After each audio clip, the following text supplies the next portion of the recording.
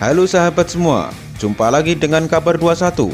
Jangan lupa subscribe channel kami dan padamkan loncengnya untuk notifikasi video kami selanjutnya. Disadari maupun tidak disadari, Tiongkok menggunakan ilmu Majapahit. Tiongkok mengilustrasikan dengan apa yang dipakai Gajah Mada mempersatukan Nusantara. Tak asing lagi di telinga kita bahwa Amerika disebut sebagai negara superpower, meskipun pada kenyataannya negara superpower tersebut kalah pada Perang Vietnam 1954 sampai dengan 1975.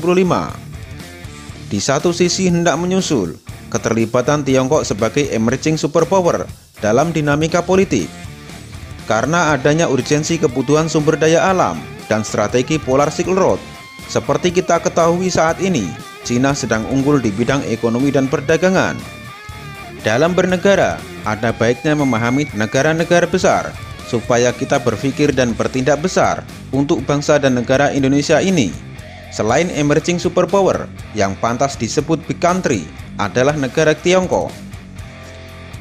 Indonesia tentunya ingin menjadi negara besar, kemudian menjadi negara superpower, seperti yang dilakukan Tiongkok saat ini. Menjadi negara besar, lalu menentang negara superpower dunia, atau Marshall Country yaitu Amerika. Bagaimana Amerika menjadi negara superpower? Karena salah satunya memiliki dua sistem pemerintah di dalamnya, ketika mereka menduduki jabatan atau menjadi pemerintah, di mana Partai Demokrat adalah yang mendekati sosialis platformnya, atau heavy on government pemerintahannya. Dalam membangun ekonominya, semua pemerintah yang mengatur dan mengerjakannya. Kalau Partai Republikan itu heavy on private atau heavy dari sisi swastanya, sehingga lebih banyak swastanya berperan di dalam membangun ekonomi dengan strategi trickle down, di mana akan dikuatkan yang atas untuk membantu yang bawah atau UKM. Lalu dalam strategi menaklukkan negara lain, Partai Demokrat lebih melakukan private army atau CIA atau intelligence operation. Sementara Republikan banyak konfrontatif langsung atau perang terbuka. Kemudian kekuatan bernegara lainnya adalah sistem demokrasi yang matang dengan electoral college di atas popular vote, dan sistem konstitusi negaranya yang telah diuji atau dites berkali-kali hingga matang dalam bernegara.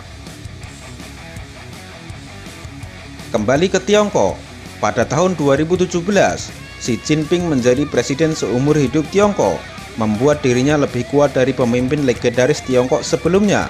Langkah Xi Jinping ke depan perlu dipertimbangkan matang-matang dan hati-hati. Oleh Xi Jinping, PKC, Partai Komunis Cina, adalah sebuah perusahaan besar negara. Tiongkok adalah salah satu tool mereka. Komunisme juga salah satu tool mereka. Ideologi PKI Tiongkok saat ini adalah BRI atau Belt Road Initiative, atau juga disebut Over One Belt One Road. Semua jalan hanya satu road to Beijing, harus takluk dengan Beijing. Pada tahun 2009, Tiongkok menerbitkan sebuah catatan penting, di mana sebelum Over diluncurkan, mereka mempunyai yang namanya BRI, Belt Road Initiative, masih berupa inisiatif dan belum menjadi platform negara.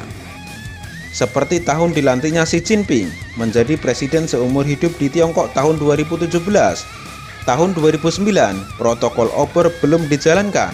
Protokol Over adalah menjalankan kolonialisasi 5.0 atau bahasa lainnya adalah soft power. Belum bisa dijalankan karena ada beberapa faktor penting perdagangan belum mereka kuasai, salah satunya Selat Malaka. Kita semua tahu, setiap tahun lebih dari 100.000 motor vessel kapal kargo besar lewat Selat Malaka, dan 80%-nya milik Cina. Apa yang terjadi kalau Indonesia dan Malaysia kompak Selat Malaka ditekan? Karena itu di tahun 2009, di Cina ada sebuah dilema besar. Sebelum menjalankan obor yang namanya BRI, Belt Road Initiative, yang saat itu dikenal dengan istilah Malaka Dilema.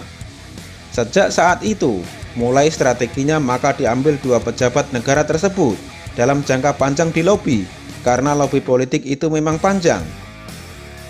Kolonialisasi 5.0 yang akhirnya dipakai Cina, yang terang-terangan mengganggu hegemoni Amerika, yang akhirnya diperangi oleh Partai Republik Trump.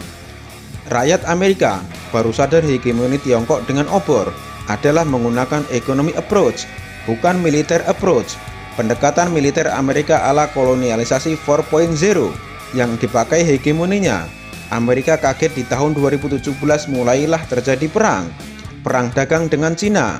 Partai Demokrat zaman Obama selama 8 tahun diakali oleh Cina. Sekarang Amerika baru sadar kolonialisasi 5.0 karena semua jalan masuk Tiongkok adalah dengan obor.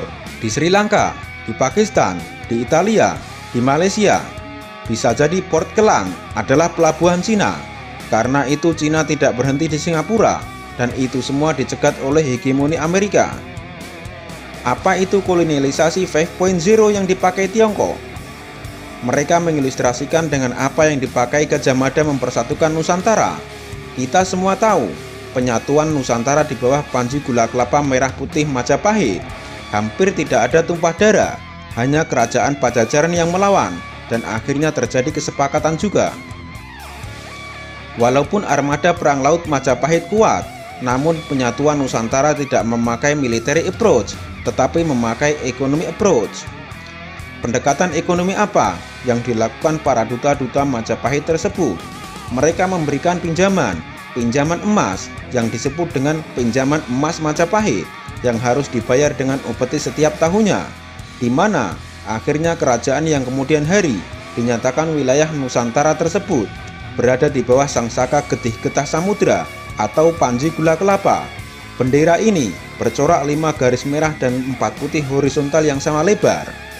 Panji bendera merah putih dipasang sebagai tujuan kerjasama bilateral. Sejak saat itu, Getih Getah Panji merah putih berkibar di seluruh wilayah Nusantara, mulai dari semenanjung Malaysia sampai Melanesia Timur dan Filipina di sisi utara. Di wilayah masing-masing kerajaan tadi menjadi makmur, namun ada porsi Majapahit di sana. Jadi, tidak heran di semua kerajaan Nusantara pasti punya pusako emas. Apa yang dilakukan itu dikenal dengan strategi soft power kolonialisasi 5.0 pada saat itu.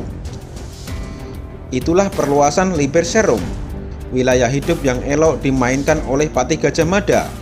Cepat tanpa terasa menjadikan Majapahit negara maritim terbesar di dunia.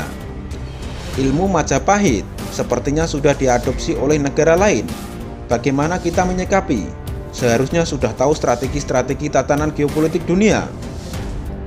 Indonesia butuh orang-orang nasionalis yang benar-benar nasionalis. Terima kasih sudah menonton video kami. Tunggu video kami selanjutnya.